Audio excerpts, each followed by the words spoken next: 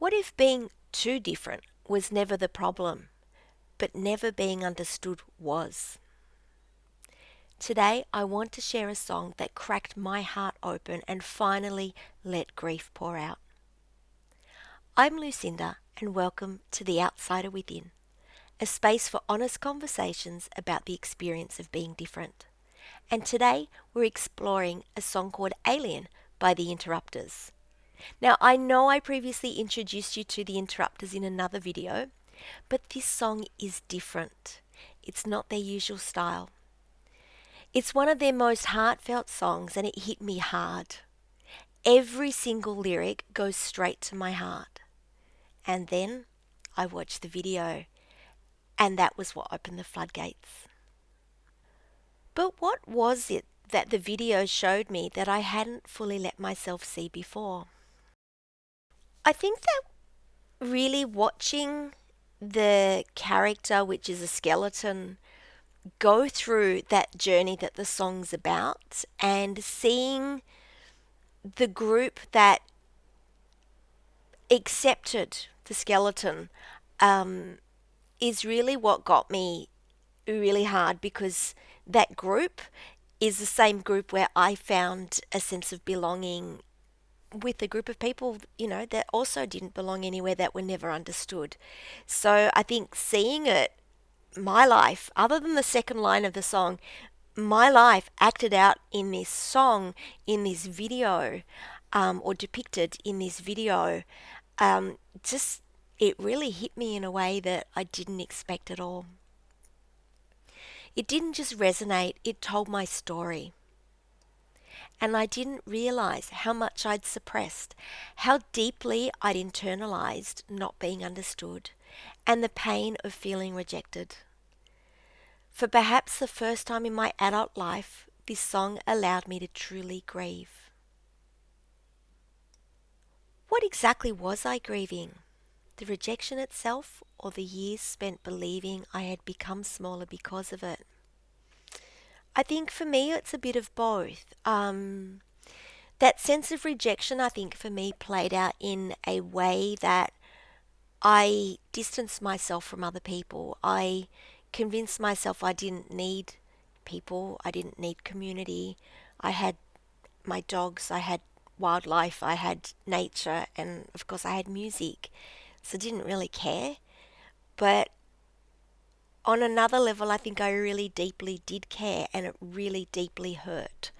And I had never fully acknowledged that or even accepted that as the truth. I loved really believing that I'd never wanted to fit in and I was completely fine with being different. And yes, I am completely fine with being different. There's a story I don't think I've shared with you before, but somebody who knew our family, like our extended family, said to Mum once, "All of your children are weird." And I remember Mum being just so devastated that somebody would think that. And I looked at the person who said it and went, well, if that's normal, I'm glad that I'm not. Like, I am so super proud that I'm not like that person, and not like that person that would say horrible, hurtful things to the parents of, multiple children who they obviously didn't respect or understand. And that's their prerogative, that's fine. But I don't want to be the person that hurts people like that. I think also really hiding who I was from people. I know there was a period of time where I went through this journey of really trying to embrace who I was without trying to be what somebody wanted me to be. And I had these recurring dreams for maybe a decade or more where I would be with one of these people that were in my life. So maybe it was a fellow student or just a colleague or someone, acquaintance or whatever.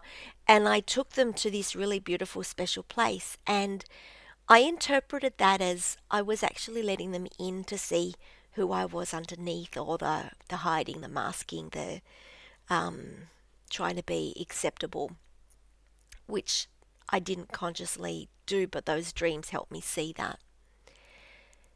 Yeah, so I think this song really helped me grieve the reality of not being fully understood.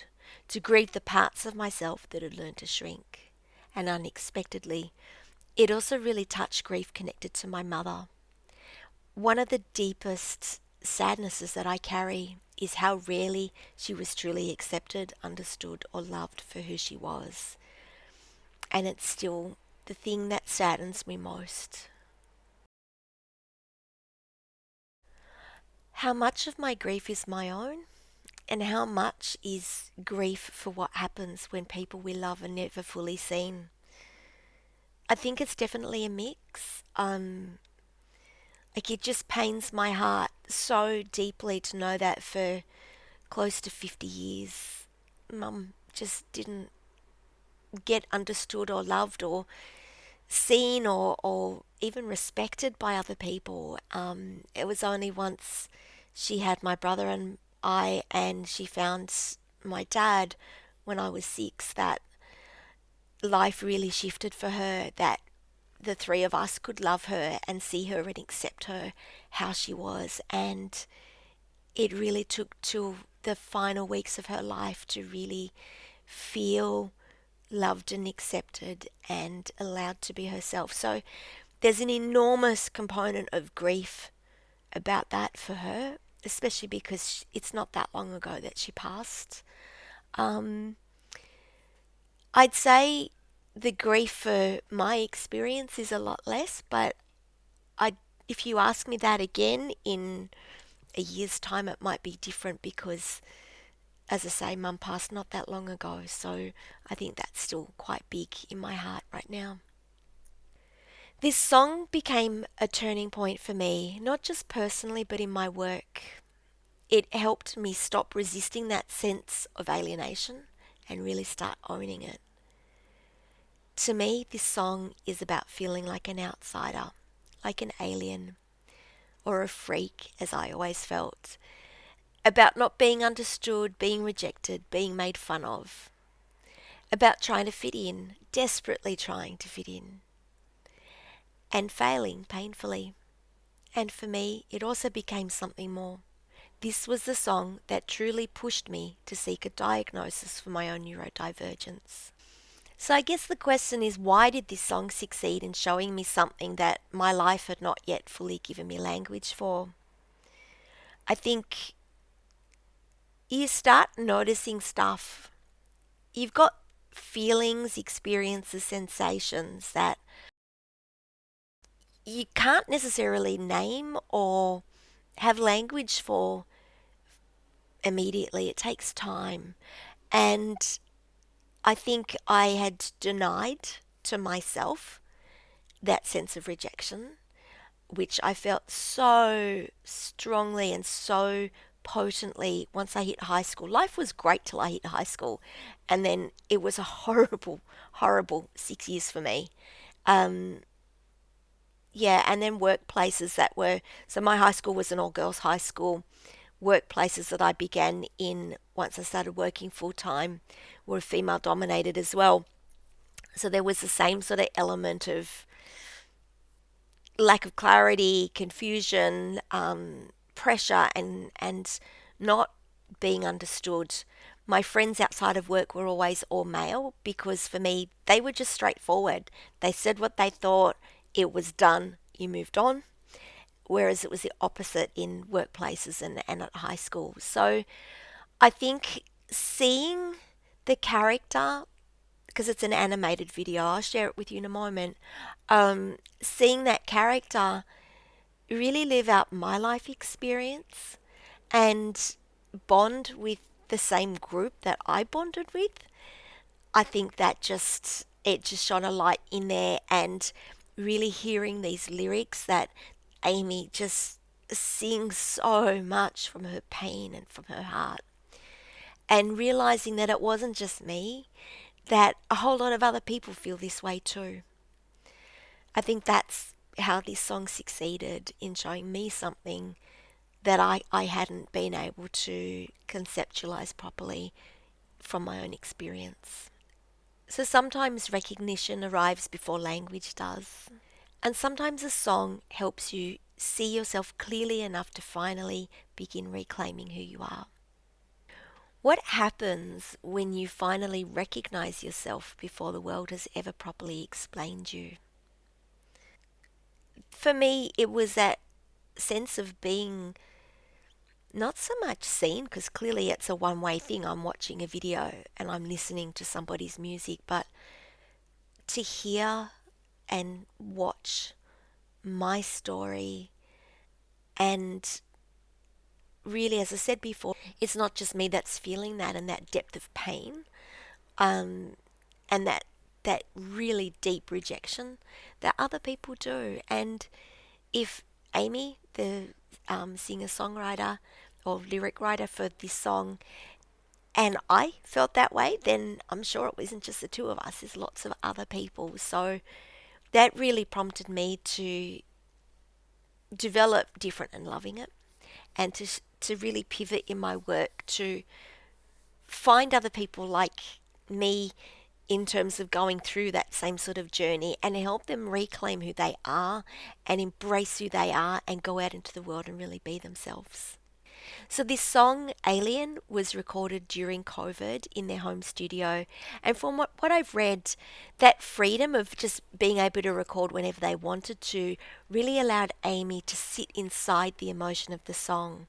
And when I hear it, I can really feel that. So I'm going to share the song with you now. And my question for you is, can you also really feel that depth of emotion in this song? Yeah, I'd love to hear from you in the comments about this. Wish I could fly into that beautiful beach. I'm more teary. That's just such a powerful song. It's,